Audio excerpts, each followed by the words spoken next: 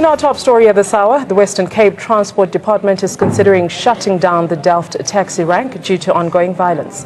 This after 3 taxi drivers were shot dead in Delft and Philippi East last week. The attacks are reportedly related to a dispute over routes between 2 taxi associations in Delft. Western Cape Transport MEC Donald Grant now intends to declare Delft a high-risk area for public transport as the government still mulls action. The taxi association refuse to relent, and it's the passengers who are bearing the brunt. We are living in fear due to this ongoing taxi violence and shootings. But we have to carry on using taxis because we have no other option, because it's a convenient mode of transport. Well, taxi wars are usually an outcome of turf wars among taxi associations. With individual taxi drivers, the minibus taxis are effectively unregulated market in South Africa. Now, there's fierce competition for passengers and lucrative routes.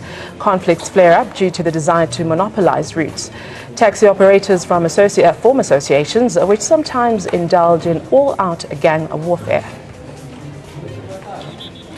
Now, Sipesihle Dube, spokesperson for Minister of Transport and Public Works of Western Cape, joins us on the line. A very good afternoon to you. Thank you so much for joining us on the line.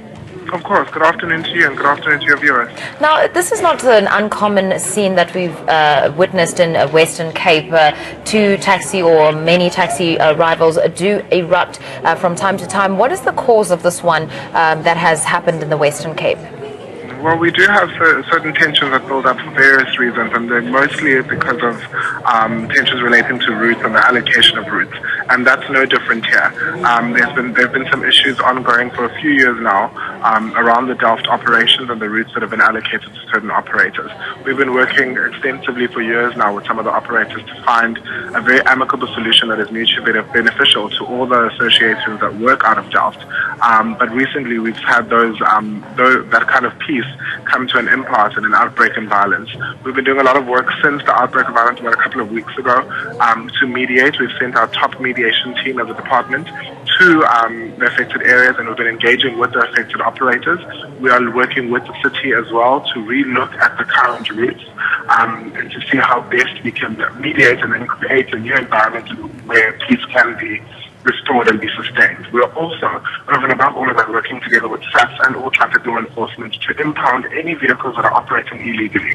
That has been also one element of this. There have been a lot of vehicles that have been invading routes and operating illegally, and we're targeting them effectively, and we've impounded close to about 50 vehicles so far in ongoing operations. So we try to maintain a very strong police and enforcement presence at both the Delft rank and in Nyanga to show how serious we are about restoring peace. Now, these routes that you mentioned, these taxis have been operating for many, many years. Why is it always that it's a route problem? Do you think it could be something more deeper than that, maybe on a personal level? Because we've seen routes, taxi take these routes many, many a times, and I find it quite strange that it's always an issue of a route problem. It does. So in most instances, it definitely does boil down sometimes to routes, and then also in a large extent internal politics within associations. So you'll find in some instances, particularly here in the Cape, that certain routes over a period of time will grow and prove to be more lucrative than others, and then other operators will want to move into a more lucrative route that is relatively new, or move out of one that is not as lucrative or was before. That's where the city as a planning authority comes in to make sure that they would do regular checks and studies and surveys to make sure that all the routes are profitable to the operators that have operating licenses on those routes. But the minute circumstances change, and we know they change all the time, there does tend to be some conflict, and that also is often coupled with internal dynamics within associations and struggles for power and positions that lead to the outbreak of violence. Well, thank you very much. That was the spokesperson for the Western Cape there for the Minister of Transport.